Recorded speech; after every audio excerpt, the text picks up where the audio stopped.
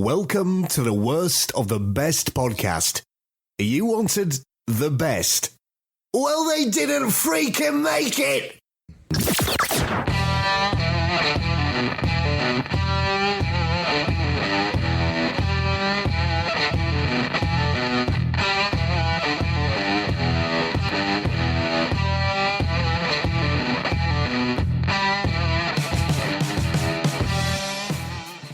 Welcome to another episode of the Worst of the Best podcast. I'm your host, Ryan, and I don't have my brother with me today. I haven't said a special guest co-host, Trucker Andy. How you doing today? Hey, I'm doing great. Thanks for having me back. I should say returning guest co-host. You have been on once before when we covered the band Clutch, and that was an episode where you introduced me to the band Clutch. What was the name of the album again? I'm sorry. That one was Blast Tyrant. That's right. Yes. Freaking amazing album. So that was a lot of fun because I got to listen to a band for the first time I'd never heard before. I listened to the album deeply, and I'm still listening to Clutch. I think they're fantastic. But I'm having you on again, and this time we both are familiar with the band Van Halen, correct? Right. Yeah. Last time you let me pick, I got to say, this is my favorite band. This is the best album from the catalog. This time you suggested this. Obviously, we're both fans. But we definitely have a difference of opinion about the album, the band, I'm sure. But we'll see. We'll see. The funny thing is, we have not really discussed anything. I think what you're referring to is, well, I came to you and said, look, I want to do Van Halen with you. You like Van Halen? You're like, yeah. I said, well, pick, because I know older albums. I'm like, pick what you think is their best or favorite. You'll explain. I don't know what your reasons were. You said Van Halen's 1984, and I'm thinking to myself, are you a fan of Van Halen? I don't. That's totally snobby of me to say that. I'm not even saying anything disregarding this album. It's just I was almost sort of surprised, but that's okay because this album is huge for a reason. It's right, I guess, and don't take it this way, but Van Halen fans would understand what I'm about to say here. It was almost like you told me Black was your favorite Metallica album. I was just gonna say I cannot help the era that and the circumstances that I grew up and was introduced to music in. And I was just talking about this with Kaylee when we were driving down to the Dabble House. And I can't let it go unsaid that I love the backdrop, by the way. This is, I like how you customize it specifically for the episode. But to finish that thought, what I was telling her was when I was in 10th grade and I was discovering music, the Metallica Black album was the biggest album going. Megadeth Countdown to Extinction was the biggest album going. Van Halen's Balance was brand new. And I didn't really have a lot of people are lucky to have older siblings to sort of squire them into a musical taste and tell them what's cool before they know what's cool. And I didn't really have that.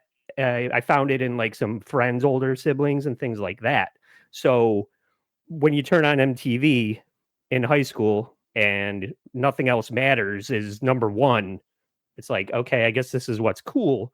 And then it takes you a while to retroactively go back and discover that Black Sabbath is the end all be all. And, and that everything is informed after that by them.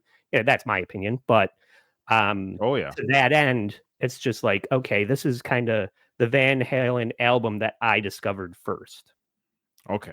No, that's fair. I mean, yeah, well, it's funny enough. It's the Van Halen album that I heard first for the first time, too. I don't know your age. You don't have to say your age, but in 1984... I'm ashamed. Stop it. You're a very handsome man. In 1984, I was 9 years old. So when this album came out, I was totally into music. At a very young age, I've always been into music. I mean, I was listening to Michael Jackson in 82. Like, I've always just loved music. I've always gravitated towards it. I've always enjoyed it. And so, yeah, I have two older siblings, and my brother, who's Jason, who I do this podcast with, he was, 2 years older than me. So him and his friends were listening to, Jump was everywhere. Let's be honest. The song Jump was everywhere. I was listening to Van Halen's Jump on my Fisher-Price radio. I had this Fisher-Price battery-operated radio. It was like a cheap ghetto blaster. I was able to put batteries in it. I put a tape. I put the tape in there, and I would blast it as loud as I could on my little Fisher-Price stereo on my bike, listening to the Jump in Panama. So I was like totally this was the band. And so when David left, obviously in 1985, even as a kid, I recognize like, what? I don't understand. How does the singer, like, because you're young at the same time, like you're thinking to yourself, why does the singer leave his, like, it didn't make sense to me that a singer leaves their, it's like a divorce. Yeah. For a kid, you're like, I can't believe they've left. And so I know I want to get your thoughts on this. So when 5150 came out with Sammy Hagar in 86, I'm a little bit older, a little bit wiser. I'm now 11 years old. We started the Sammy or called Van Hagar years. But before we get to the Van Hagar years, let's go back again. So 84, this album. So are you saying now that 1984 is truly, because this is the worst of the best, so this is your favorite Van Halen album, hands down? I'm a song guy. I latch on to songs. So in the catalog, because I think when I suggested this and you kind of balked at me, and I said, well, what do you think the best album is? And when you told me, what did you say, Fair Warning? Or well, for David Lee Roth era, I said Fair Warning. Yeah. Okay. So then I was just like, well, maybe I've got this all wrong. And I went to look at the songs on Fair Warning, and God's honest truth. Well, in my opinion, it does contain the best Van Halen song to me, which is Unchained. Dollars to Donuts, with like the hits, the biggest hits are on 84. And there's not a lot of, so that's something that should be noted. There's not a lot of tracks on this. It's borderline not even an LP. It's almost an EP. Borderline. Right? What is the rules for EP? Because you take away 84, the first whatever quote unquote song, it's 8 songs. Yeah.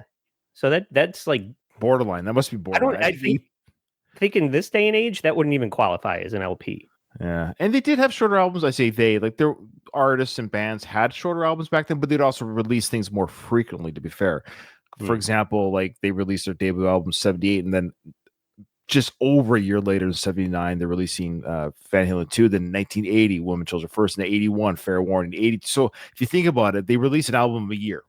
If they wait 2 years and they can combine 2 of the albums and take off some of the filler songs or some of the cover songs, they were kind of big on cover songs, which has always been my criticism of Van Halen with the David days. Do I ask the question? I'm sticking to my guns. I'm sticking to my guns with this album, though. I know, but are you a David or a Sammy guy? Obviously, I'm a DLR guy at heart. I like some of the Sammys, like when Eddie died. He's dead? Oh. Spoiler alert. Yeah. But like the solo that I hear when I think of Eddie is The End of Dreams. It's like real quick, the vocal melody a little bit, and then it goes into those like the lightning tapping, and it's only like 12 bars and it's done.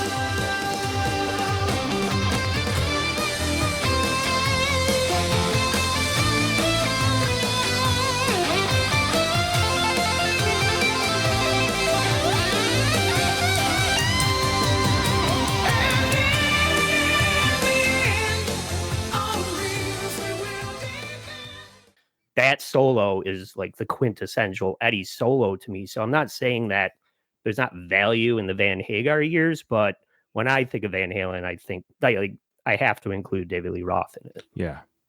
Well, I'm going to be contrarian or bipartisan. I love both versions equally for different reasons. And I have children, so I can say that. I know what it's like to love something differently, but at the same level for different reasons. So I have, like, you can also not like something from a child. Like, I don't like that behavior from you, but I still love you. And that's the same with David and Sammy. There's things that Sammy brought to the table. Put this way, there is some guitar work that Eddie does under the Sammy years that dwarfs stuff he did with David, because it's a different style of music. You're talking about the solos. My favorite, boy, this is a discussion. What is my favorite Van Halen album? I don't know if I really answered that. I did answer with David. It's Fair Warning. But with Sammy, it's I got to go 5150, his debut album. They shot out a cannon with that album, because on that album, the song 5150 just might be my favorite Van Halen song of all time. That's because the guitar work in that song is just.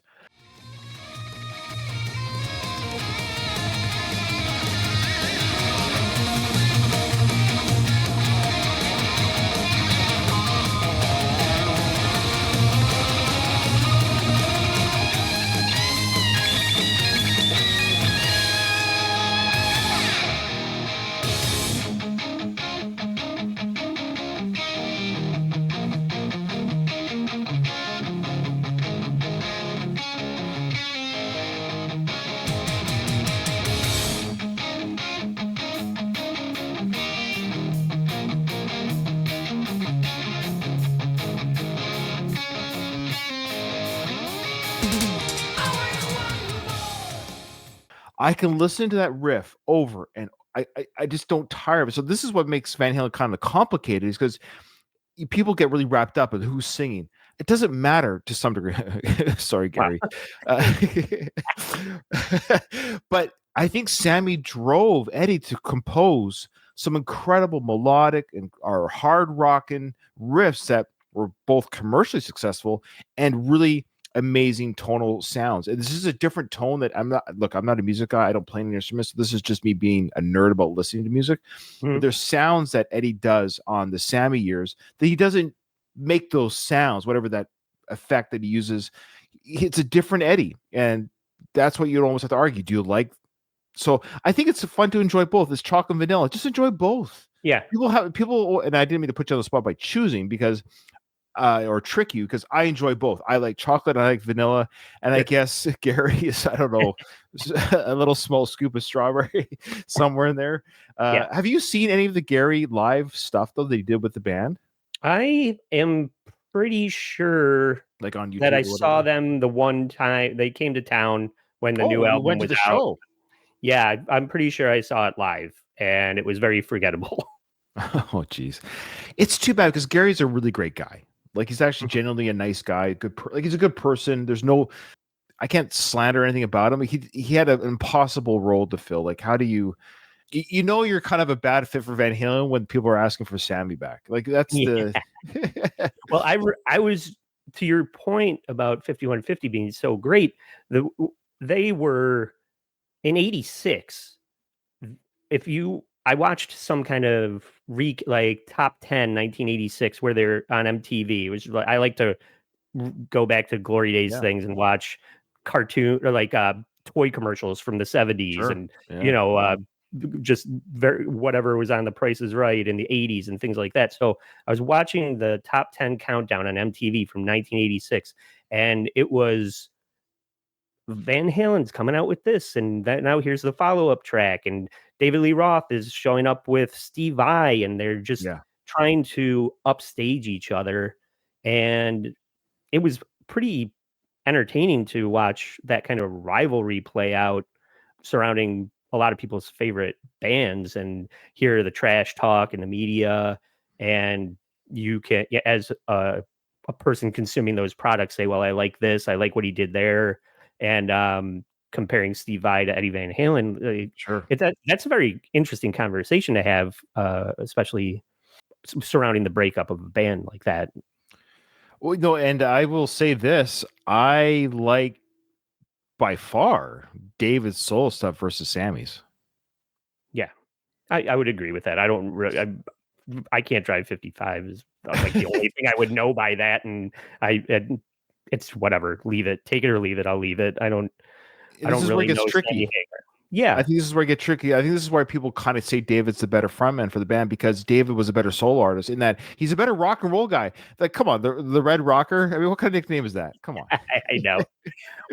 Diamond Dave, even the nickname Diamond Dave is a better nickname. I think I'll save some of my thoughts when we get into like going track by track through this. Where this is just it will become more apparent how Sammy Hagar fit into the band a little bit better, even though David Lee Roth is more cartoonish and entertaining, I think. Yes. So he's a character, and some people like that character. He's a frontman. So here's the thing: Sammy's a better singer, David's a better performer, and that's the problem. It's like that's the best of both worlds. That's the whole argument. Is because you got David, who's look, he's not even that bad of a vocalist. Like, I've seen some of the early 2000s stuff, even when he's starting to decline in the early 2000s, it wasn't like it was horrible. It's not like Vince Neil today, right? Like it was, I love Molly Crew, but really poor guy. But that being said, like, there's something charismatic about David, his, the way he talks, the way he just, espouses on the mic. He's a goof, but he's a lovable goof, and there's something about him that makes him a great frontman. But again, Sammy's a better vocalist, and again, there's stuff that the Van Halen albums have produced that has made Eddie, like the riffs that Eddie has done. Humans Being is one of the best guitar solos Eddie's ever done from the Twister movie soundtrack. That standalone song.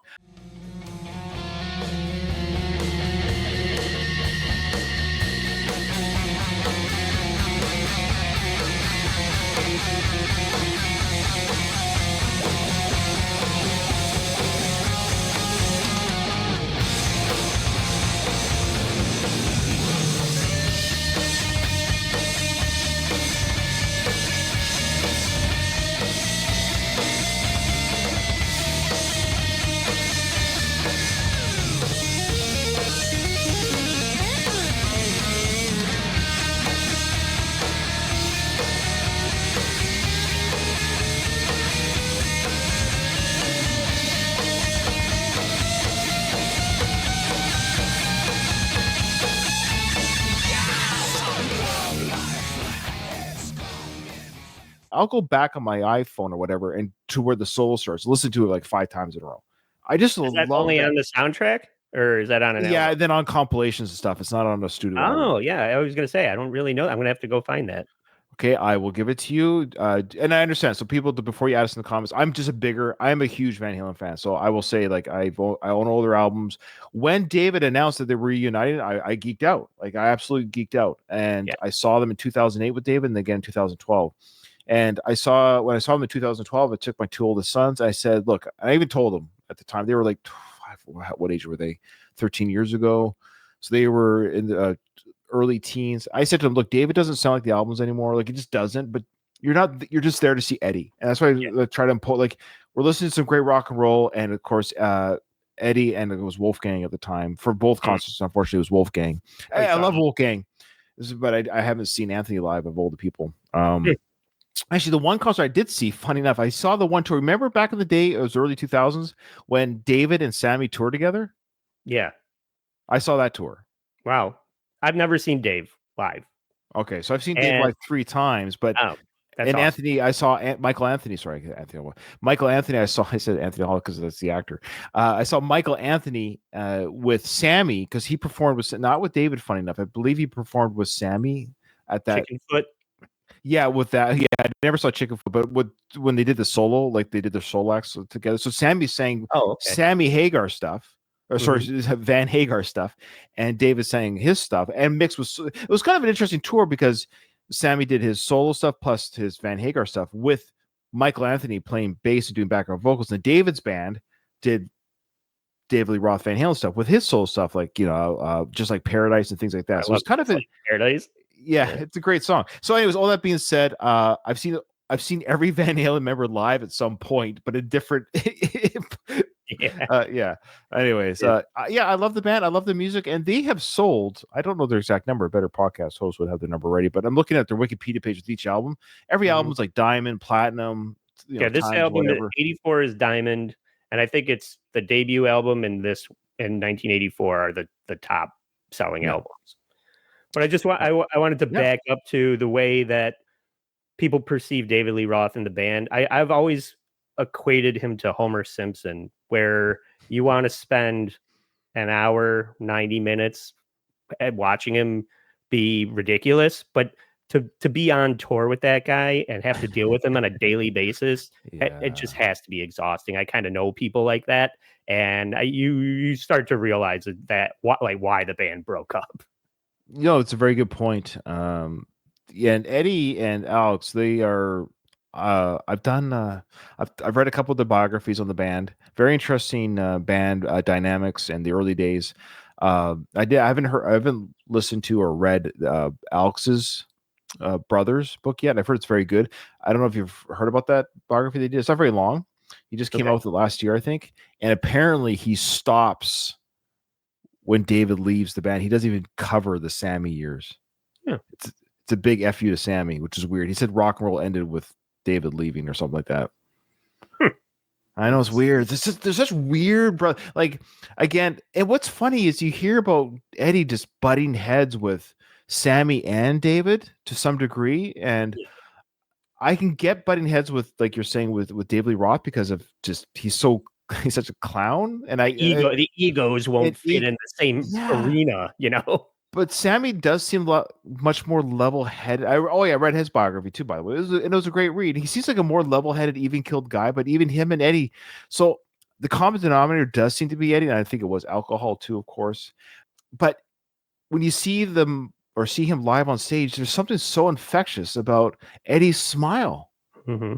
So I don't think he was a miserable person per se, or I don't think that was all show, like on stage, like I'm just going to smile. I think he just loved music. And I think that was his blood, and everything was just his guitar and music, and anything that seemed to kind of get in the way of this mad genius. I think he might not have been the best communicator, maybe, or the best, but when it came to playing guitar, I will say, I don't think there would be another Eddie. There's something about him that was just very special. When he died, I hate it when people get all teary-eyed about celebrities, because who gives a crap about a celebrity to a certain degree, but I can't say that about Eddie because I have thousands of hours I've enjoyed listening to his music, seen him live twice. So it would be disingenuous to me to say that it did not, quote unquote, sadden me that this is gone. Whatever was under his brain would never be produced again. So here we go. I'm ready to talk this album. Of course, if you're listening to this show for the first time, which some people do when they see it, oh, it's about Van Halen, let's take a listen to this, to these guys. What we do is we take something that's the best of. It could be a favorite. This certainly is top selling album of Van Halen's discography. This is a very easy one to pick, especially in David's. If you want to look at the David Lee Roth era, this is the number one selling album of their era. With David Lee Roth, this is probably the most popular album almost in general. Everyone knows the cover with the angel smoking, the baby angel smoking. By the way, that was a controversial cover. So funny. If people are clutching their pearls over the silliest things. So it's a oh, baby with a cigarette. They censored it, eh? Did you hear about that? No. Yeah. Maybe I've seen the country. Some countries, I don't remember which ones, but they covered up the pack of cigarettes. You know what? I do remember that back in the Sam Goody days, because I'm an old man. Right. I remember when vinyl was still on the shelves. And right. I remember seeing the sticker covering up the cigarette. Yeah. Oh, I hope the baby's okay. I think I saw an Instagram reel. I could be wrong, where the kid who posed for this picture for the artwork, the adult, he did the pose. It was him. Oh, really? So what he did was he did the pose, like everyone knows the artwork, of course. So for the YouTube viewers, I won't waste the audio version too much, but does the pose that you see in the photo, and then it morphs into the adult. It shows him doing the pose. Sorry, yeah, and it morphs into the painting, and that's me. And of course, a lot of the comments were like, "Was that really?" But it did look like him. Yeah, it was pretty cool. So I'll see if I can find that and put it in this YouTube clip. If not, we'll just continue. Okay, all right. Yeah, so 1984 actually came out. You know what's funny? If you were to ask me like yesterday, I feel like it's like a Mandela effect. I feel like the album came out. My brain, I always thought it came out in 83.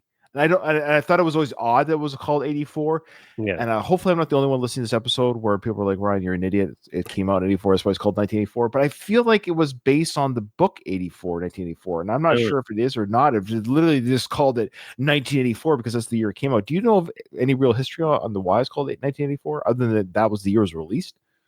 I think it's the year it was released. I know they were in studio working on it in 83. So I just read like some Wikipedia shit about the album. Yeah, it did come out January 9th of 84. Like it came out in 84. I don't know why my brain was like just misremembering. Look, again, I should say we're not a Wikipedia podcast. Obviously, anyone can Google any of this stuff. We're a fandom podcast. Oh yeah. And how this works is at the end of the episode, independent of each other, Andy and I are going to select what we feel is the worst song from their best-selling and best loved album of the David Lee Roth era for sure. We're going to pick what we feel independent of each other is the worst song, and we will not reveal our choice as we go track by track until the very end. So even if we, obviously we're going to cover the track, do not give any hints, Andy, as per the rules, that this is your worst pick. Mm-hmm. And by making it a worst pick, it doesn't mean it's a bad song. It just means the producer Ted Templeman has come up to you and said, "Hey, Ryan, Andy, I really like what you guys have done here, but the studio's breathing on our necks. They want 7 songs, not the full 8 songs." Yeah. And the reason why I say 7, not 8, because yes, the title, quote unquote, title track 1984, it doesn't count. Do you know why it doesn't count? Do you remember the rules? An instrumental. It's an instrumental. Now, everyone has to participate in the song for it to count as a worst pick. So by default, we cannot pick 1984 as the worst song on the album. It has to be everyone participated in the song. Yeah, so here we go. Well, we're gonna play a little bit of that 1984. Well, we can play the whole thing probably. 1 minute. Yeah. 1 minute. And I believe it sets the tone for the album.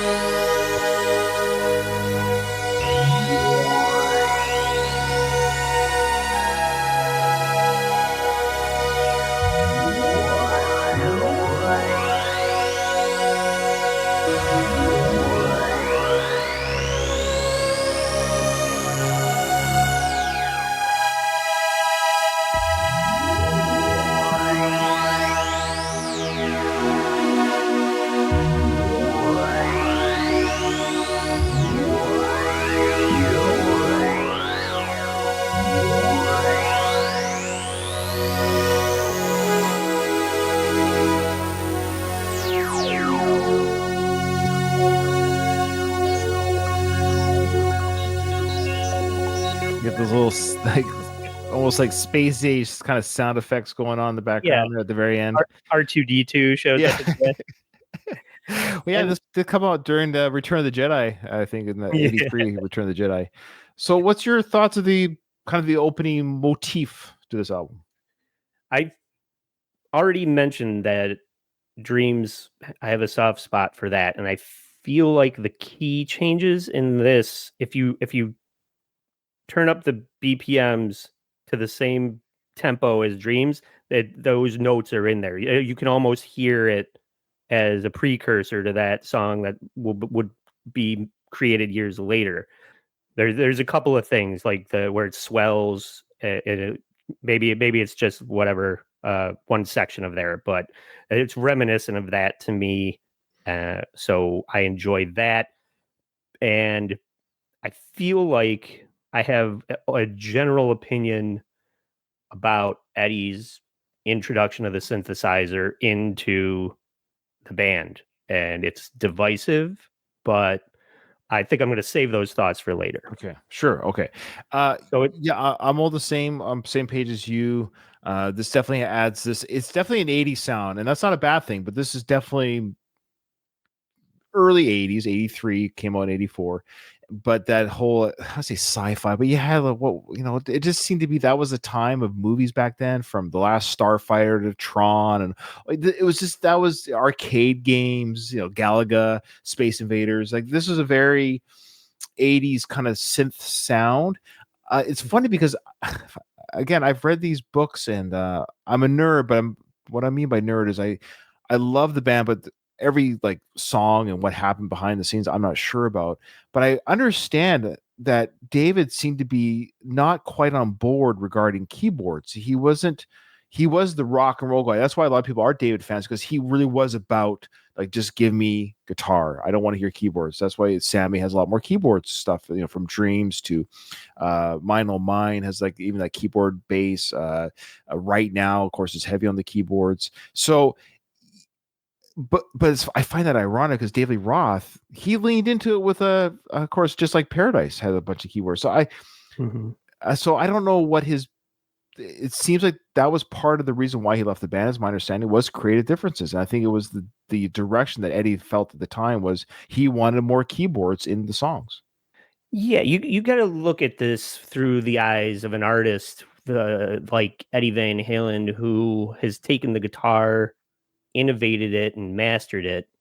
And then when you're at the top of your game, this other instrument arrives that offers you so many options at literally at your fingertips, and how to not be excited about that and try and incorporate it. I just feel like he was compelled to explore all those options, where in like the guitar, he was trying to figure out new things to do with something that he had completely figured out, as opposed to synthesizer, where it's almost unlimited. The spirit of the keyboard compels him. Right. Something like that. Well, speaking of keyboard, first single from the album, that's just exactly how it starts.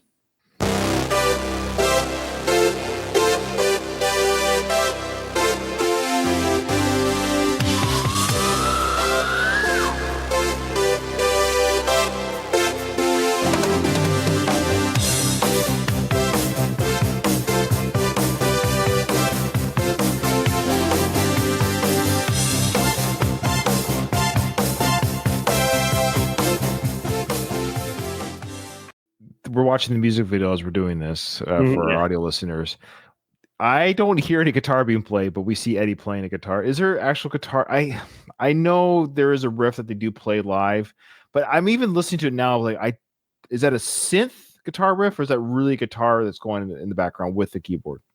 I think it's way low in the mix, but I think he's doing a palm muted thing, which if you're not a musician, you can just full out strum and let the strings, resonate as long and as loud as they can.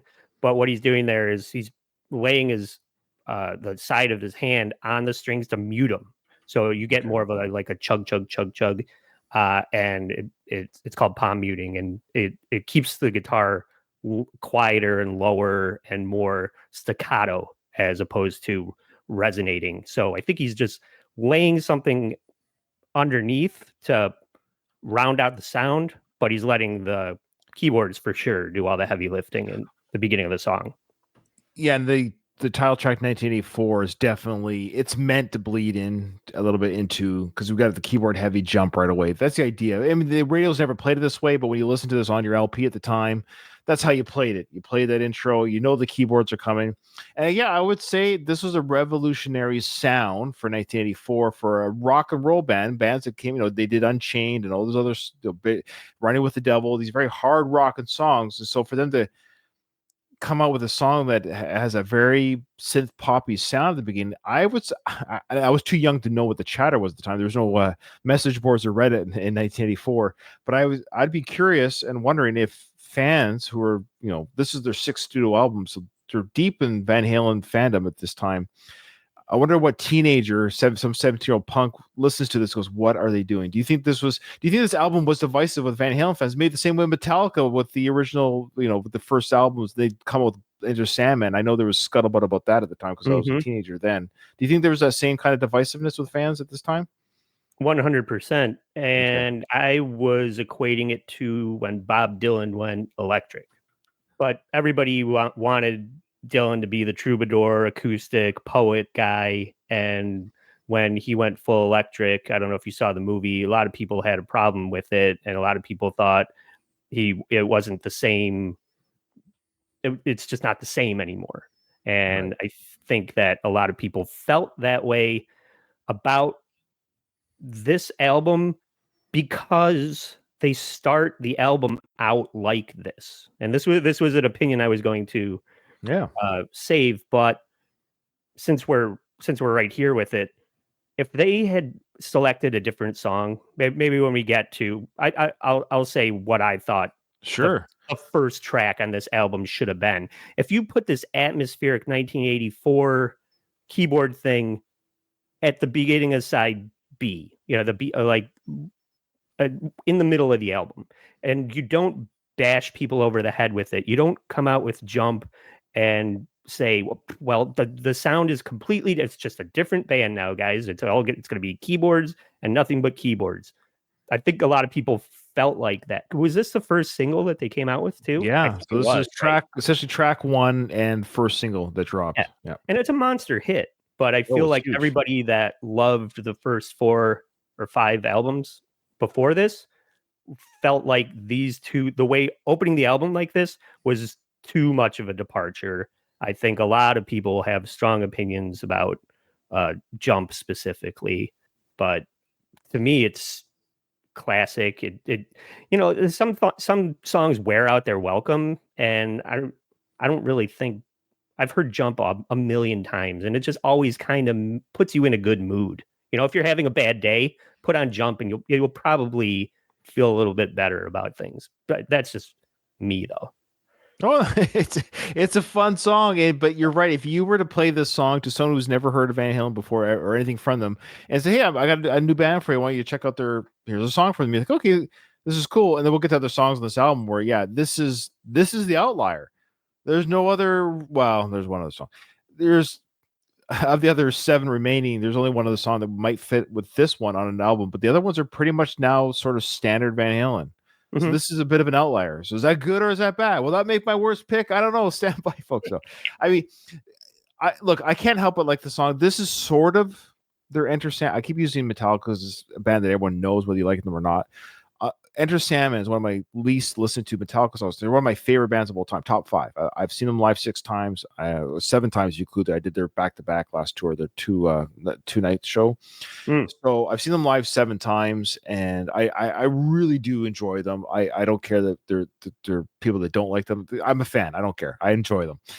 I hate Enter Sandman, because it's played so much. Now, when they play it live and I'm at the show, great. I'll listen to it and have a good time, but I will never, ever, ever, ever. It's never on my phone. It's skipped. I don't listen to it, but that's how I feel with Jump. they're closing their tour with it right now. My buddies just went and saw them this week, and that's what they're ending with is Enter Sandman. Oh, that's a great time to walk out.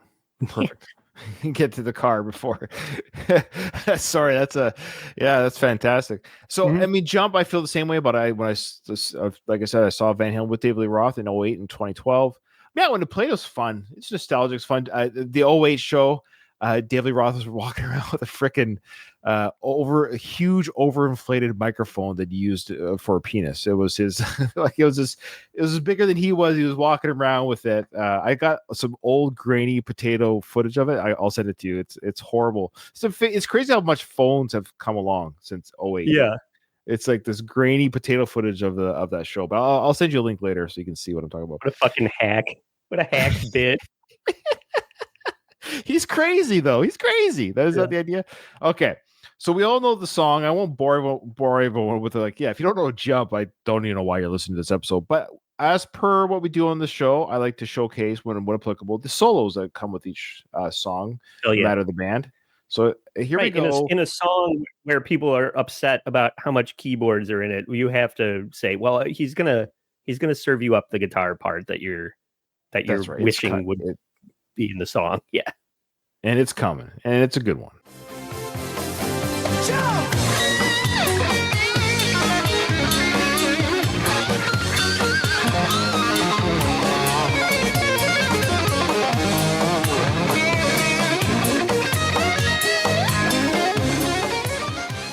Now, before we get into the keyboard solo, which is great, when I watching this music video with you, and I haven't seen it in a while, but I know it very well, of course.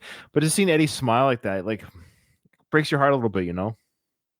Oh yeah, I felt the same way. I was just like, God damn, I miss him, especially that boyish charm. I don't know how old he is in this, but he looks like he's 29, 19.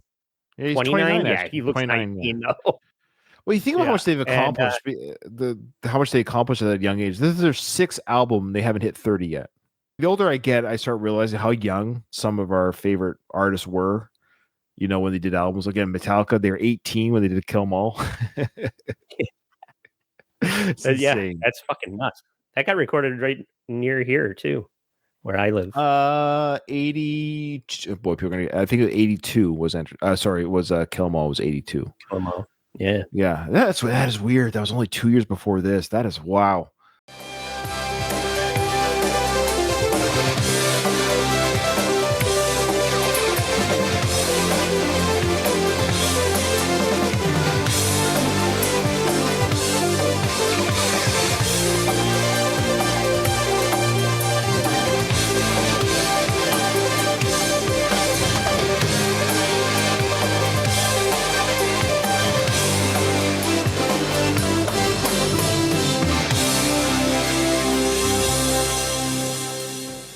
That keyboard solo it's pretty pimping, right? In the sense of like what other bands were doing that. I know Deep Purple were big on their solos, but I don't think the energy level is ever matched. I don't think another rock roll band who did keyboards, always a more gloomy and moody keyboard sounds, if that makes sense, than that kind of like REO Speedwagon, maybe. I don't know, like what band was doing solos like that on the keyboard at that kind of pace?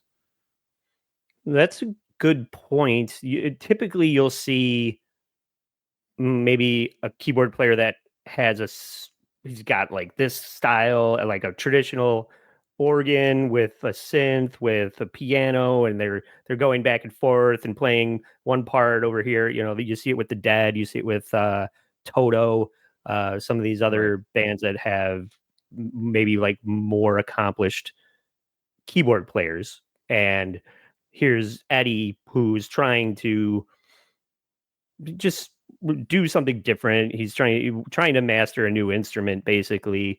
And for that solo, especially juxtaposed against the bare bones version of the primary riff of the keys part, it's like any hack could probably figure that keyboard part, the keyboards to jump the main riff out on a Casio if they wanted to, right? But that solo is something else. Did I read that? Did he actually play that, or did he not play that?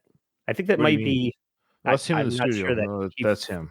it is. Okay. Oh yeah. Um, I'm impressed by it, but Yeah, I think he does all of his stuff first on the piano. Again, I'm not quite the nerd, but I believe he does the majority of his songwriting via the piano first.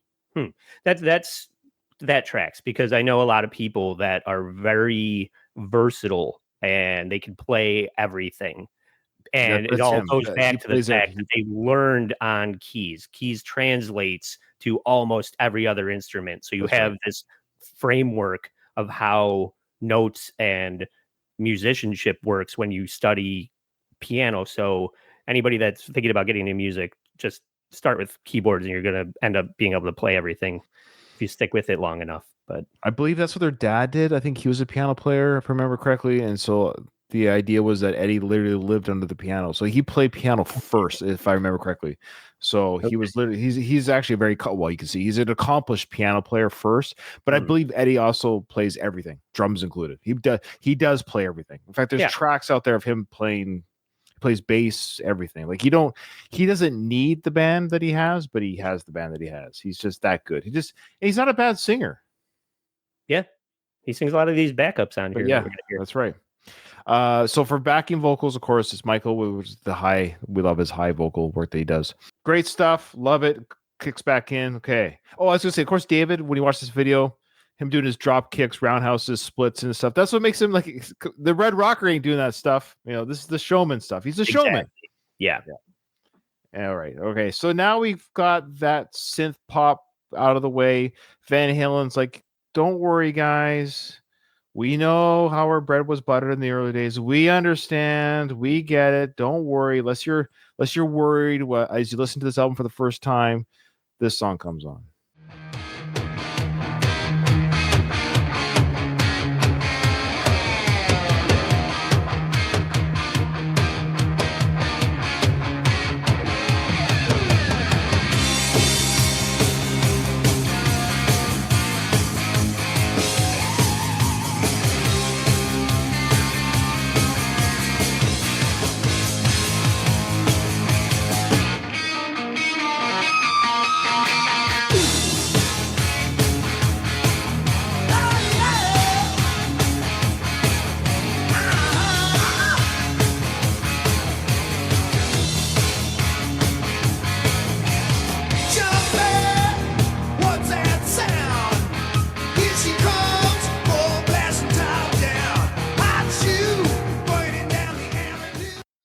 And I always tease like what song I would never pick as my worst.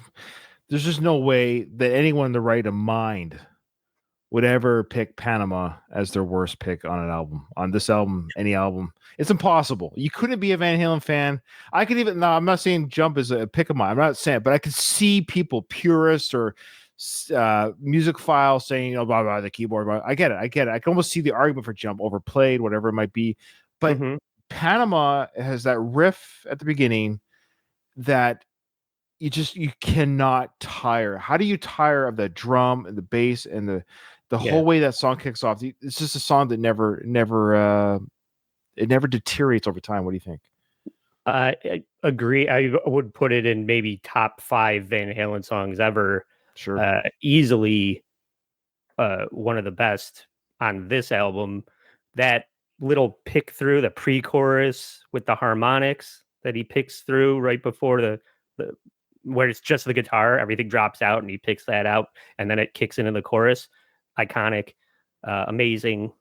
And we heard a little bit in, I think it was the solo of Jump, how he'll play off the beat. Like a lot of people, it's just like 1, 2, 3, 4, and you fit the notes into the 4 count, and he'll just like lean off of it or like delay it just enough so that it makes it special, and it goes back. It's his touch, it's his feel. I've heard, what the hell's his name from Damn Yankees? Ted Nugent. Ted Nugent, thank you. Said that he was touring with Van Halen, and they were at backstage, and Eddie's guitar was sitting there, and he looks at it like it's Excalibur. He's like, I'm going to pick this up, and I'm going to sound like Eddie. And you pick it up and you play it, and it just sounds like you playing the guitar. There's nothing special about the guitar. It's the guy that's playing it, and his touch and what he does with it is what's amazing. You can walk up and try and do that. He's just a magician. It's on full display with Panama here. Absolutely. Well said. I've said this before about you've seen this, of course, on YouTube or Instagram Reels, whatever. People playing, my favorite was always the hot chicks that are busty playing guitar. Like, you've seen those? You know what I'm talking about? Yeah. Okay. I follow a couple of them, but yeah, sure. One of them, she ended up touring with Machine Gun Kelly because she was so popular on Instagram. Sure. Now, I'm not begrudging their skills, but I'm going to say something. What I'm getting at here is, look, they're signed. Look, I get it. They're pretty. No shame in that. I wish I was pretty. I wish that people might watch my show, but all right. He's fishing for compliments, everybody. You're a beautiful man. I need to show more cleavage, I guess. That's the problem. But what I'm getting at is, and they'll cover stuff like Van Halen, Motley Crue, Black Sabbath, whatever it is, and they do a great job. And this goes for guys too, of course, guys that are covering stuff. What I'm getting at is, it's one thing to cover and show, because people can almost say, look, I can do what Eddie did. Yeah, but you didn't compose. And that's the difference. Is Eddie Van Halen isn't just, in my opinion, the greatest guitarist that I've ever loved. It's not about that. People argue speed or this. I'm not a music guy, I admit, but he makes his guitar. So, like I said, with Humans Being there, or 5150, I feel something about it. There's something that his guitar makes me feel. I don't hear Eddie singing. I just hear Eddie's playing. That's the key. So it's one thing to say, I can play Eddie Van Halen's music. Okay, great. You're very good at playing the guitar. That's fantastic. But you didn't compose the piece. Right. You're standing on the shoulders of giants. And it's like I said, just because you can play what you're hearing, like I said before, the ways that he composes it and delays instead of like playing on the beat, that makes it sound so unique. That like he had to write that for you to even think to copy it. They talk about it with athletics, like people breaking records and things like that. It's like, we never thought that somebody could run that fast until somebody did it. And then suddenly a lot of people are like learning how to do it. And, then somebody breaks that record. That's what Tony Hawk said, actually. Tony Hawk talks very plainly about that. And he doesn't, where he says, like, once I did something, it was like, people, he didn't say that necessarily about himself, but it's been said about Tony Hawk. It's like, Tony Hawk did things that no one else ever did before. People are like, we can do this? We get to do this? Yeah, we get to do this with our skateboard. Yeah, you get to do this with your skateboard. Yeah. That's what Eddie did with the guitar. Yeah. He's the Tony Hawk of guitar. He's the Tony Hawk of guitarists. Yeah.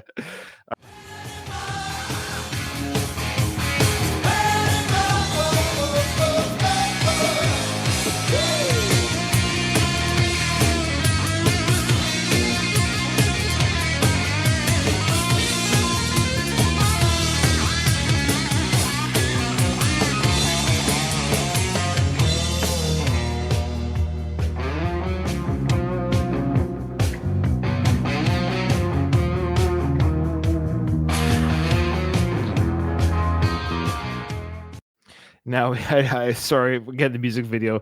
We got David Lee Roth doing some sort of Tai Chi samurai, whatever. I don't know what kind of culture he's appropriating here. I'm not sure, but it's just funny. Like, just let Eddie play the solo, David. You don't have to be a part of the solo visual experience. Dave. Whatever. I see what he's doing, and all I can think is going through his head is, "Are you not entertained?" Like, what else do you want? I mean, he's part clown, part sex symbol, part rock star. It's all entertaining. It's endlessly entertaining. And let's not sleep on, of course, Michael's bass line throughout that solo too, and the JD bass. That's something my brother and I, Jason, would always make fun of Michael in these videos. The way he pounds, he hits the bass. It's not really playing a note. The way you ever see Michael, how he punches the bass when he plays? Yeah, he'll just punch it. Yeah, it always get a kick out of that. I'm a bass player. I know what that does. It's not much. Oh, okay. If anything, it just kind of makes the note resonate longer, but it doesn't do any. It's not playing in the instrument. It's ridiculous. Okay, so now the next one. Top Jimmy. Hey, this is more like traditional, what you would expect. And this is classic Eddie with what he does. This with Mean Streets is a great example. It's that's one reason why I love Fair Warning so much is Mean Street.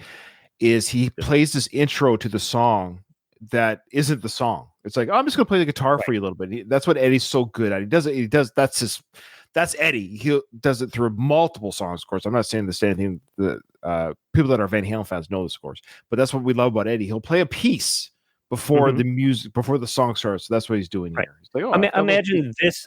Imagine this is track one. Instead of the weird R2D2 keyboard shit, you get this. Then you'd be like, you instantly happy, as opposed to stroking your chin, going, I don't know about what he's doing here, what I feel about this album. If they just structured this album a little bit differently, it probably would have gone on to all the phenomenal success that it already has gone on to anyway. But I feel like it would have been maybe a stronger front to back album, more satisfying album, maybe is what I'm trying to say. Digestible to a critic.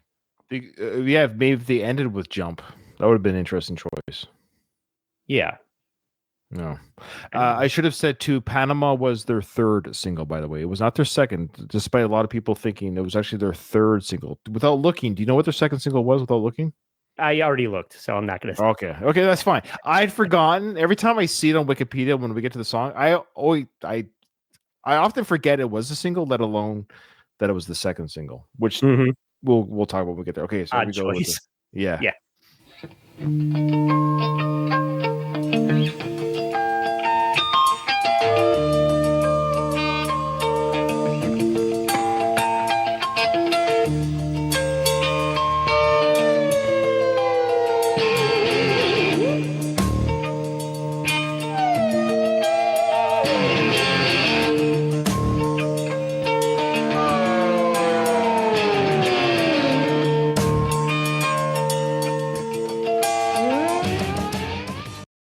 Now, who was doing that back then? Yeah, exactly. Absolutely nobody. People didn't even know how to comprehend it. It's like Hendrix, reincarnated. He's reinventing the instrument, basically. It's so psychedelic and cool. And then, the rock song kicks in, which is a great rock song. Don't get me wrong, but it's like, oh, yeah, but I really enjoyed that craziness that Eddie was giving us. So here's the rock song now kicks in. Some friends of mine just the other night went to hear this cool cat blow. They said he sang so good that the roof fell in and he didn't even stop the show. They don't remember the place, but they remember the face, and now everybody wanna go. Woo! Top Jimmy goes, Top Jimmy swings. He's got the love. Top Jimmy, he's the king. Now, Top Jimmy, I think, was a real person. A better podcaster would have that. But if you want to go find out who he was, but he was a member of some band. I think it was an actual artist. He was a recording artist. Top Jimmy or Jimmy and the So-and-Sos or whatever. So it's referring to a real singer, yeah. Top Jimmy, woo, shake it, baby.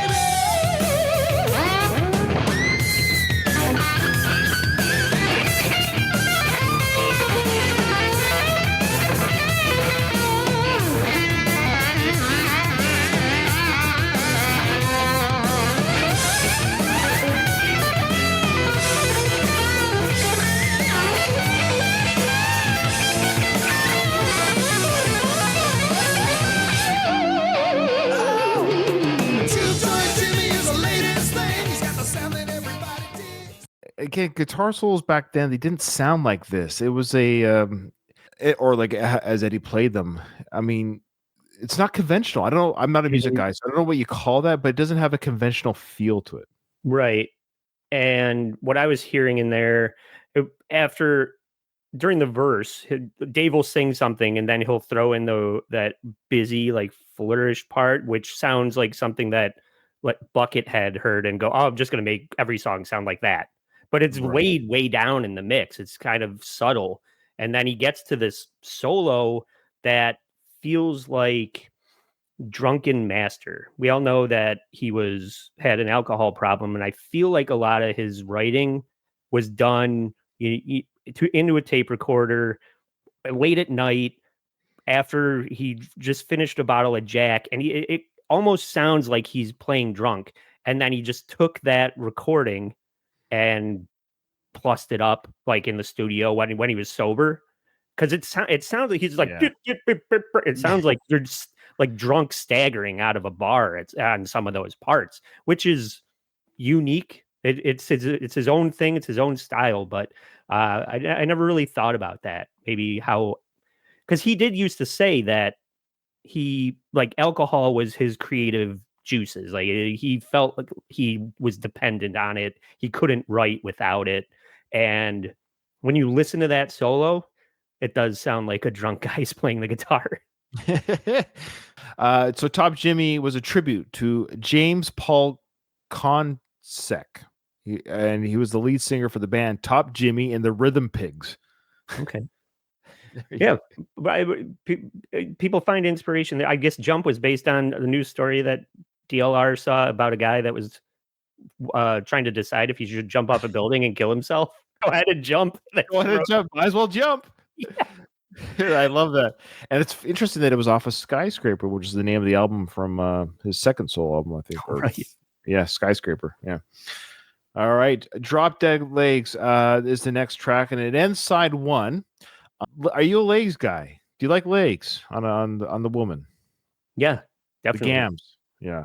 I'll tell you, a nice set of gams is a wonderful thing to behold, because the opposite, a bad set of gams is not. Yeah, it's probably my affection for it goes back to almost every Van Halen video I've ever seen on MTV.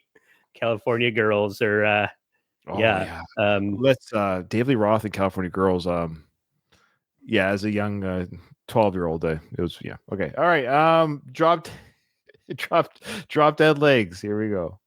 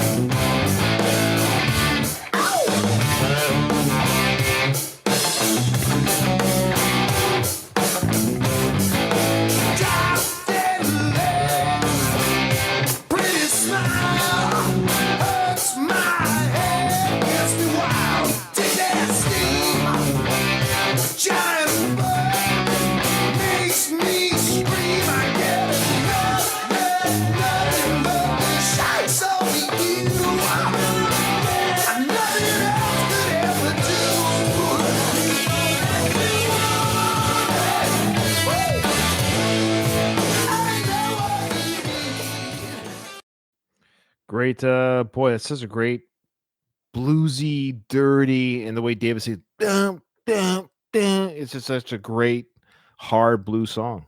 Yeah. And after all this like hyper activity from Jump through Panama, through Top Jimmy, it breaks up. It gives you a chance to catch your breath. I could see ending a side A with this. It just, that's kind of a lost art, right? By the way people lay out their albums now, there's no side A, side B anymore. I mean, missed that. It's all just singles really now. But this is kind of something that feels like it should possibly be the last song out on the album to me. It could be. It's kind of tucking you into bed with this riff anyway. No, you're right. That would be an interesting one to switch. Put House of Pain ending side one. And Drop Dead Legs any side two. I can almost see that for sure. Yeah. That's a lot of my takeaway from re-listening to this album is the way that I would present it to somebody that's never heard it before. And we don't usually get to the end of the song, but were you going to play the outro? Yeah. Oh, well, yeah. So this song specifically. Yeah, this song. So the quote unquote guitar solo starts at 2:20, but that's the rest of the song. Oh, I see. Okay, yeah, because it turns into a complete, kind of the opposite of the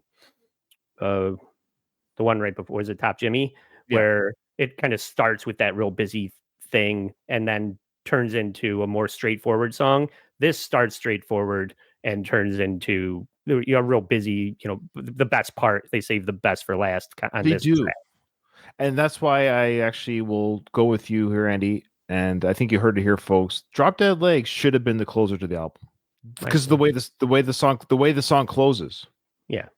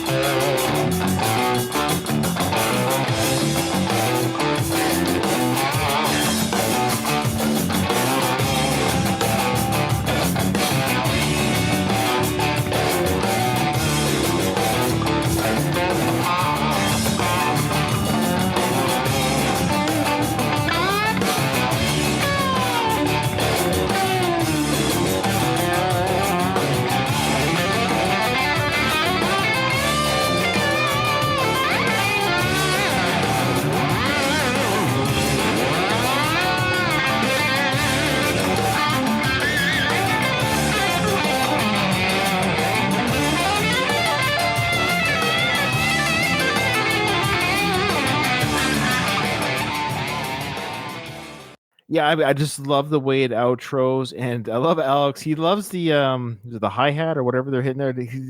Alex is so good at cymbal crashing or hitting because not every drummer can do it, but Alex has always been able to do it where it doesn't sound like it's drowning out the drums, because I'm not a big fan of the crashing sound, but he's always able to do it. Think about like Pound Cake, where he just smashes the cymbals in Pound Cake, but it sounds right when he does it. And I love the way he just supports his brother throughout that solo. It's such a great outro of a song, and it keeps going, folks. So if you haven't heard this in a while, or go listen to this song or this album completion is what I always say, but it goes on for like another minute. It's a great outro. Yeah, and it's the whole album's only 33 minutes. 33 minutes. It's not going to take up a lot of your day, so go revisit it. Yeah, you can listen to the album 3 times by the time this episode is over. Right. All right. So now we flip the side over, and this is a well-placed song for side 2, because side 1 is a very strong side. You're like, okay, well, what do we put on the first track for side 2, says the brothers. Well, let's start off with Alex.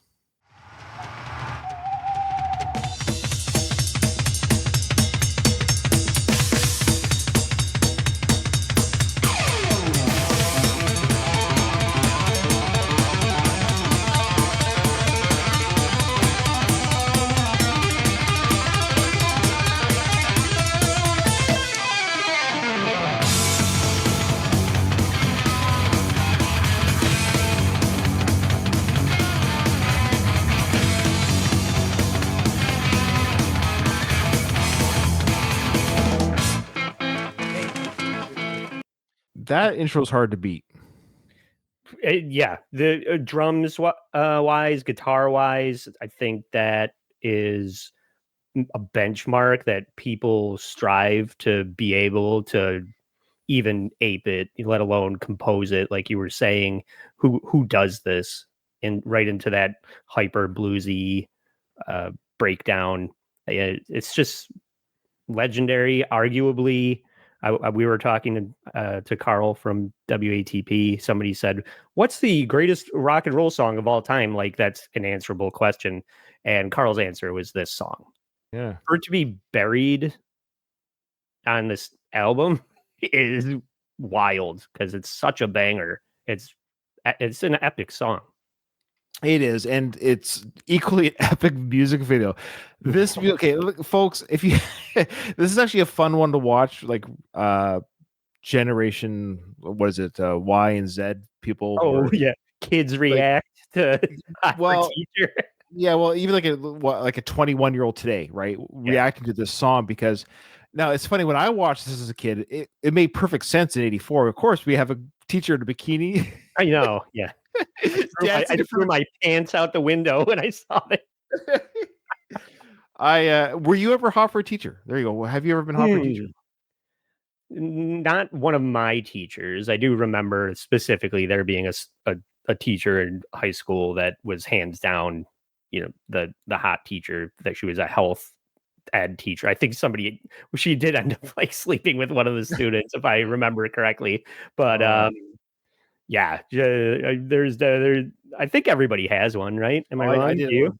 I will say, I'll say her name. It's probably her maiden name. I don't care. Well, maybe I shouldn't. She was I was in grade 12, or as you say in the States, 12th grade or senior year. Mhm. And it was math. It was intro to math because I'm dumb. And she wasn't quite a full-time student, or sorry, a full-time teacher, but she was what they call a student teacher, but she was done her university. I think she was probably 23. I'm 16, so it's like that really crazy, like she's an adult, she's a full-grown adult, sure.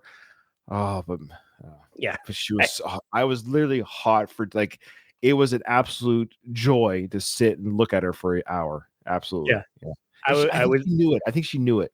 Sure, she must have, but I think a lot. Yeah, I wished that I was in the class that this other teacher, was teaching, and I think it's a very common story. So after that great intro of the drums, the guitar, yeah, you're right. It does this. Eddie does this like picking, or what, just slows it right down. And of course, David with his classic, speaking for the children's minds. Oh wow, man! Wait a second, man. What do you think the teacher's gonna look like this year? Now, you're listening to this for the first time. I did stop it for a reason, because it's like, we had that great intro, and you think, how can I get more rock than what we just heard? They just turned it up to 11 when everyone comes in playing full throttle bass, drums, and guitar right now.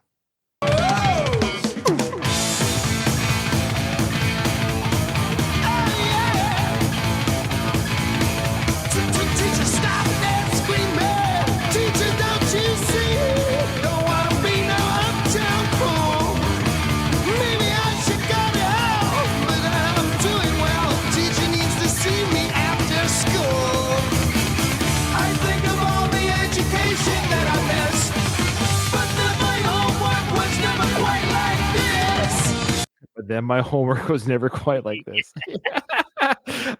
This song makes no apologies. Speaking of all apologies, we'll plug your podcast at the end. But it's no apologies whatsoever. They are young men, they're in love with their teacher. It's just the way it goes. They're hot. They're hot. Now the teacher isn't hot for them. Be clear, folks. The boys who are 12, 13-year-old boys, they're absolutely crushing on their teacher. It's all legit. I love it. Yeah. Okay. I think Dave directed this video too. I read. Sure, I'm sure he had a casting couch too, probably. Yeah, right. He cast all the teachers and he choreographed this dance sequence. But, the dance sequence. Yeah, I mean, you're right. That's why I like this era. Growing up in this time where it seems like everybody has to temper men have to temper the fact that they're attracted to women. And this is just kind of wearing it, putting it on Front Street. It's like, we all like a straight guys like hot women. It's not a secret.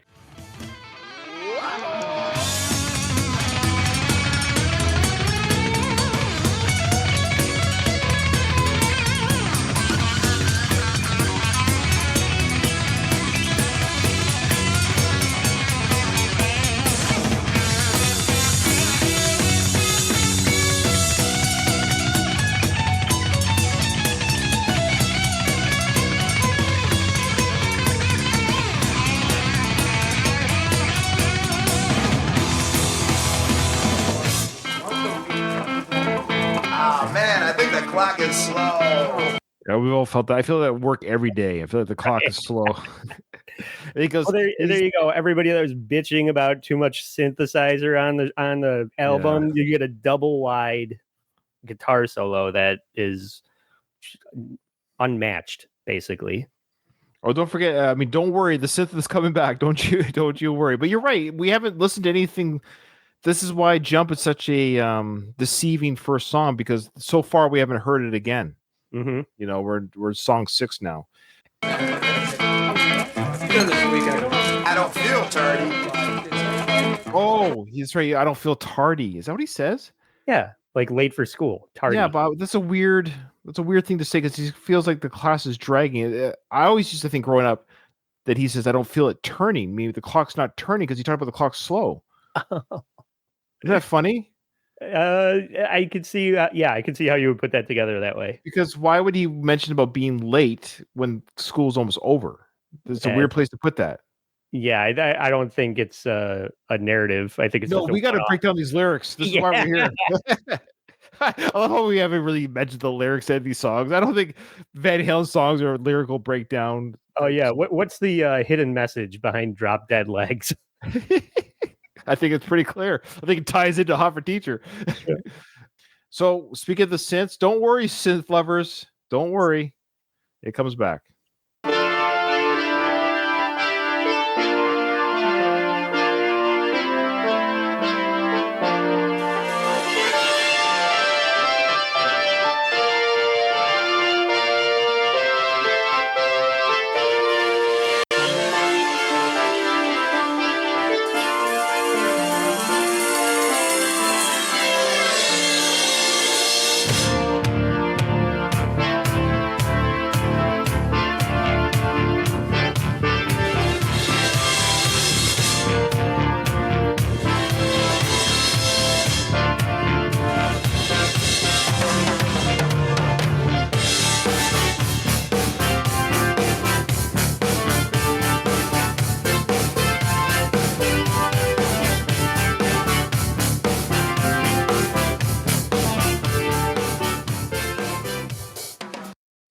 Dream another dream. This dream is this is the precursor to all that Sammy Hagar stuff. This was them definitely saying, David, I know you don't like the synth stuff. Don't worry, we're gonna have Sammy singing later, and we'll definitely reinvestigate these sounds with Sammy. That's this song.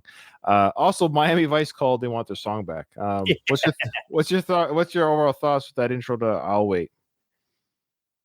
I have, as a child that grew up in the 80s, I have an affection for what's very popular now thanks to Stranger Things. There's a band called Laserhawk that is all like synth wave, and that's like everything that reminds me of when I was a kid in the 80s, and okay. I love this song. I won't. Oh yeah, you're allowed to say about it. This just like strikes that chord of quintessential 80s. This keys. Oh riff. Yeah, absolutely. The synth bass is being played by Michael Anthony. There's a synth bass being played. That's Michael Anthony. Yeah. So he's playing what? You got me captured. I'm under your spell. I guess I'll never learn. I am your picture, yes, I know it well. Another page is turned. Are you for real? It's so hard to tell from just a magazine. Yeah, you just smiled and the picture sells. Look what that does to me. I take all those down. I'm coming straight for your heart. No way you can stop me now. As fine as you are. I love that. Are you real? It's so hard to tell. A picture from a magazine. That's boy. If 80s lyrics had a lyric, it's the pictures from a magazine lyrics. Now, is that? Are you real? It's hard to tell. Are you AI on Instagram? I don't. Yeah, I like songs like that. As a guy growing up that didn't get a lot of girls, like hearing guys like Bob Seger is what my favorite. These guys that lovelorn. Go listen to some of these big Bob, like Main Street and Night Moves, where I love Night Bob Moves. Seger just comes off like a complete creep and a loser. I love songs that speak to me as a creepy loser. Oh, stop it. I love how Andy's like, I'll wait for that loser boyfriend to dump you, and I'll be here waiting for you. Yeah.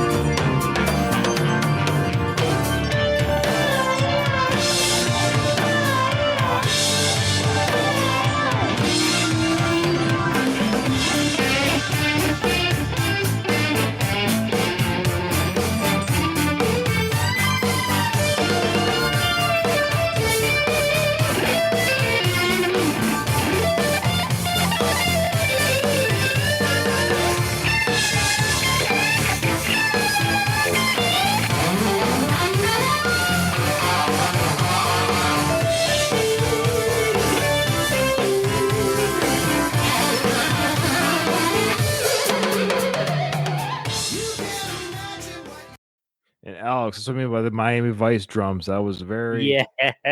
the dum-dum-dum-dum-dum-dum sound. That was Yeah. very, yeah. It just, it's a vibe, probably Beverly Hills Cop was out Oh, in yes, right. theaters, Right, and yeah. Axel F was scratching this itch. It sounds like it should be on the soundtrack for a Stallone movie or something like that. Yeah. It's that, like that intro to the solo. That's like a total 80s, like loading up for an action sequence kind of thing. But this is definitely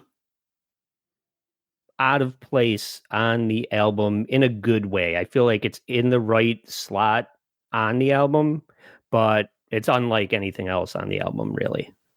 It does have a standout feel to it as well. And if you can believe it, this was the second single. No matter how many Right. times I remember, I forget that this was an actual single. It's the second one. So they did jump and they're like, hey, remember that synth sound that you kids loved? Well, we got another one for you. So I think in some ways they're really doubling down on the synth.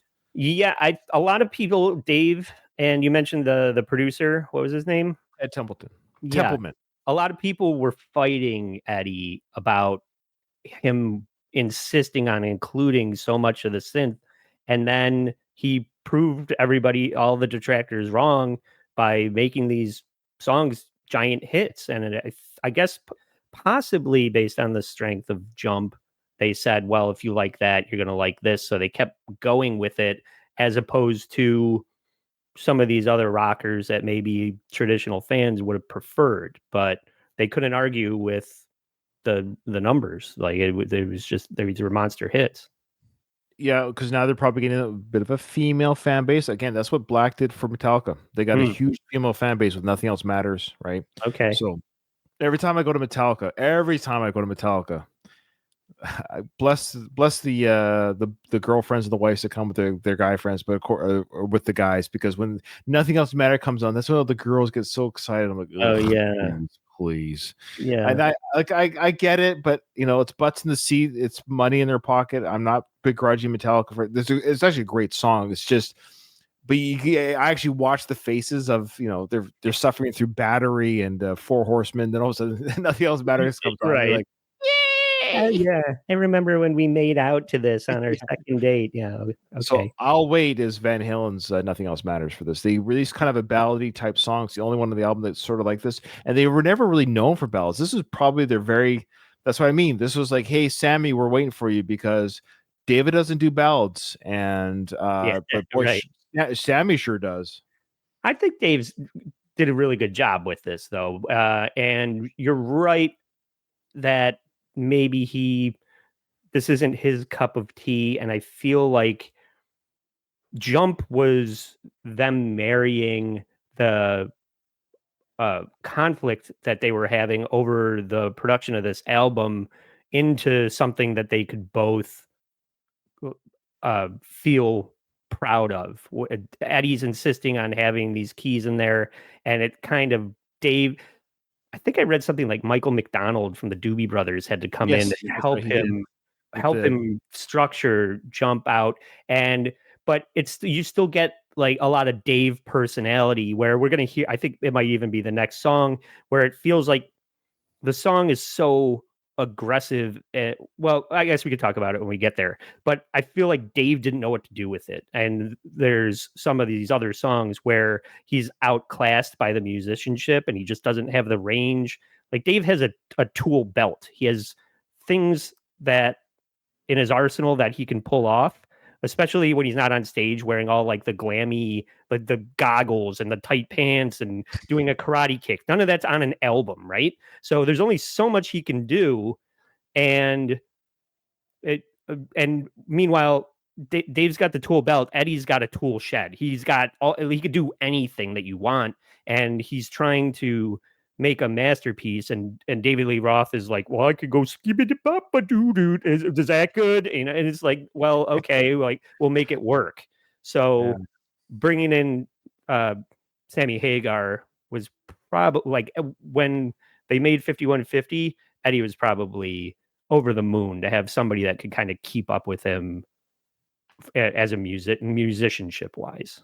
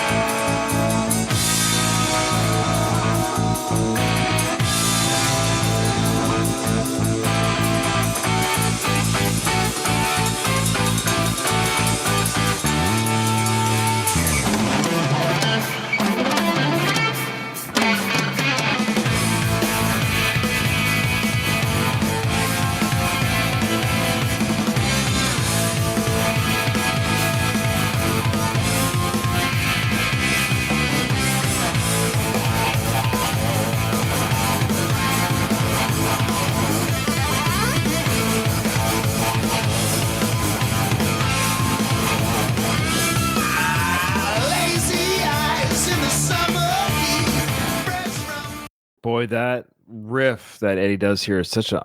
I think this song might be a forgotten gem in their catalog. That's what, when I was re-listening to it, I thought the same thing. I was like, this is a sleeper banger.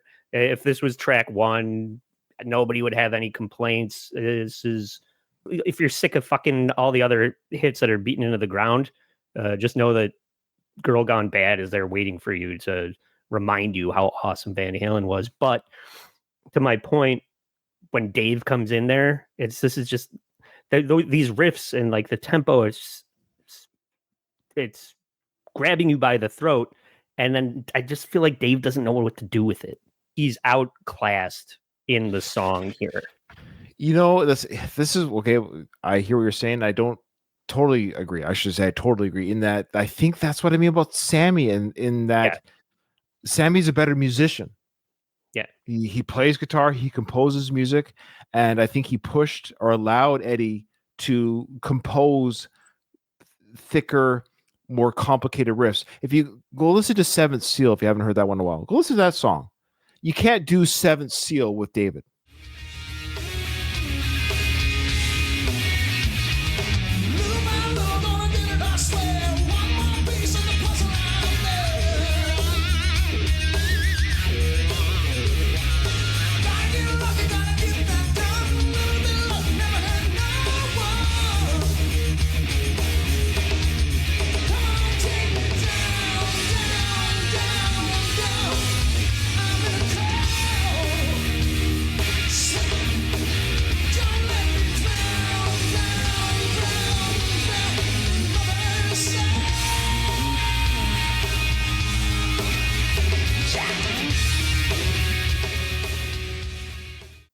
Okay, good point.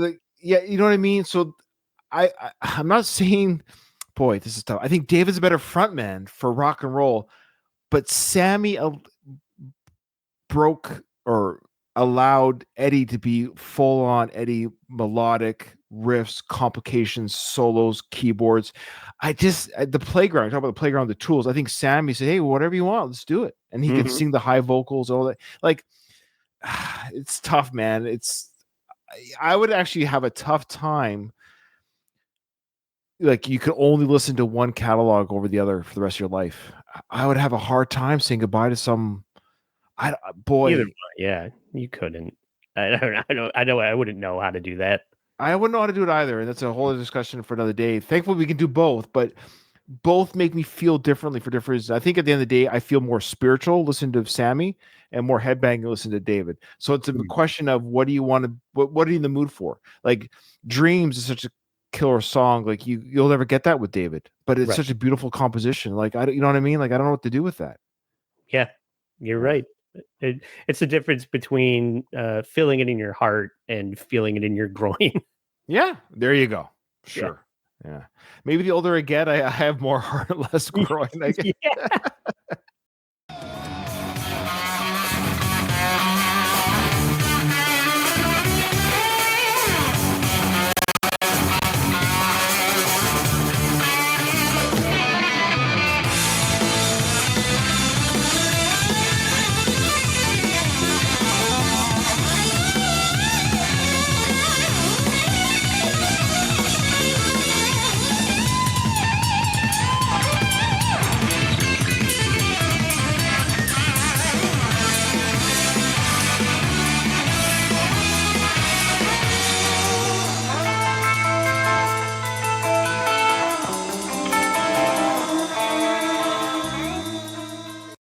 Yeah, this might be, boy, this is a conversation like of the non-singles, this or Drop Dead Legs, which is your, I actually don't answer that. We're eliminating it almost by, which is our quote unquote worst picks. We got to be careful. But those two are like, those are two songs where people don't talk enough about, you know, when you think of this album. Like, go listen to Girl Gone Bad. It's an argument for maybe the best song on the album still. Like, it's hard to say. It's hard to say. Yeah, dude, best bass line on the album. Yeah, like, that's something you don't get from Michael Anthony, is a fucking ripping bass line like what he just did there. Well, yeah, that's a great. There's nowhere else on the album, so he's tearing it up. Yeah, this is like AC/DC's Who Made Who. Everybody's sick to death of Thunderstruck. put it as go listen to Who Made Who. It's just Thunderstruck all over again. You're just not sick of it. And it is weird how that is. I don't know why that is. I don't listen to Thunderstruck anymore at all. But again, if I see them live, I will. But I have no need to put it on. Yeah. But Thunderstruck is also the hot for teacher of AC/DC. It's like that guitar riff that everybody wants to say that they're able to play. You're right. I agree. But you know what's funny with Thunderstruck? Here, welcome to our AC/DC podcast. Is the great intro. What a buildup of a song, but it kind of peters out as it goes on. It just does the same thing for 3 minutes straight, or it drops out and you're not hearing anything, and then it goes back to the same. But it doesn't make the riff any less awesome. It's just played to death. Yeah, agreed. All right. Well, hopefully this podcast hasn't been a house of pain for our listeners, but here we are with the final track on the album, House of Pain.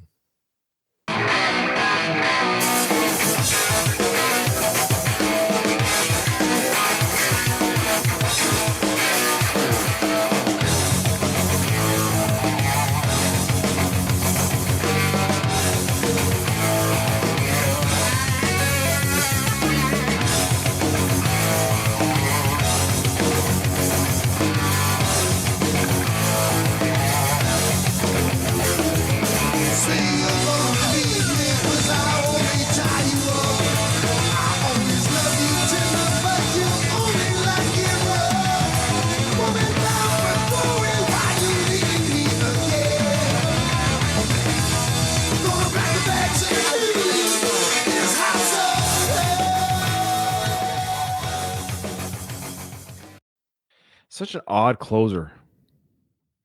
Yeah, I have to reiterate that I feel like Drop Dead Legs should have been the closer on this.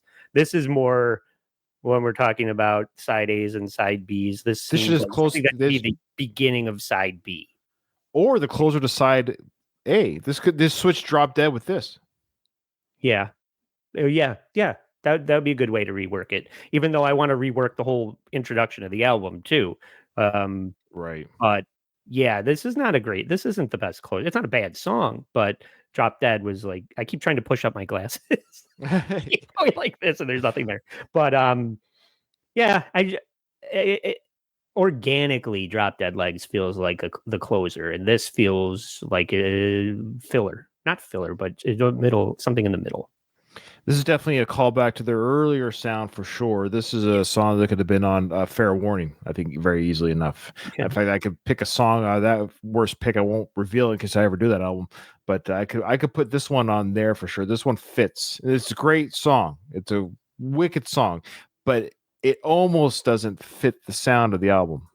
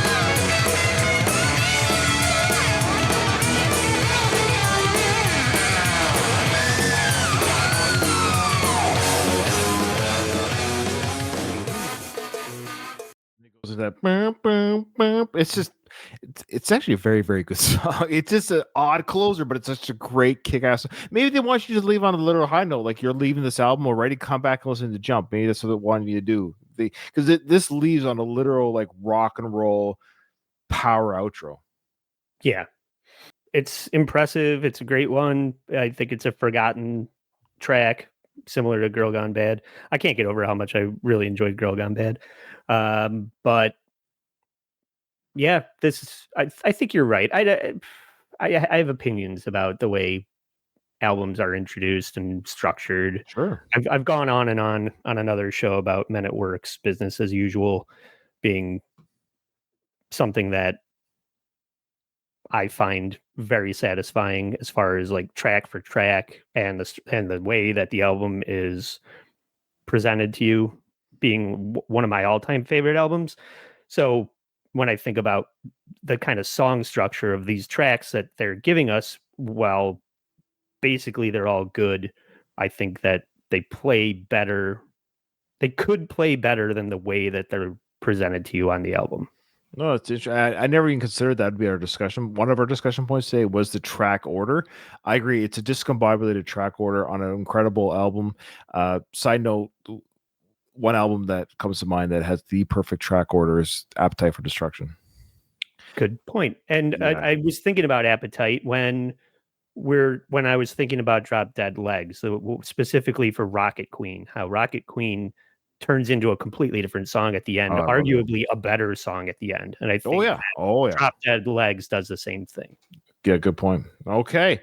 Well, here we go, folks. This is what everyone's been waiting for. If you skip to the end just to hear our answers, shame on you. But here we go. I'll go first because people don't care about me as much as they care about you as the guest. I am looking forward to hearing your answer as to why. Because do you think you have mine picked? Do you think you know what I'm about to say? Do you have a guess? I have a guess, but I want you to say first. I'll tell you if I thought it was sure. what you Fair enough. Say. So, because you gave a lot of accolades to the song, a lot more than I was anticipating. So I was very careful not to, I would say, argue against what you had to say, because they're still your opinions. I want to hear what you have to say, but I didn't want to give away my answer when you're like, holy crap, he really likes this song. I can't. Now I know what it is. Yeah. I was like, holy crap, he's going to hate my answer because I'll wait. When this album came out, maybe this is part of it. Even when this album came out, so I was listening to this album as a kid all the time. Like I said, my Fisher Price radio. I'm a young kid riding my bike, my BMX bike. Mm-hmm. You know, I had no time for this song. Yeah. So as a young boy, I'm like, I'll wait. Who am I waiting for? I'll wait for the song to be over. You know, like fast forward. It's just hearing it again in 2025. And I love the 80s, but it's so, I don't know, we had Hot for Teacher, then after this we have Girl Gone Bad. Mm-hmm. It tells me like it's just so out of place. And I still can't believe they released this.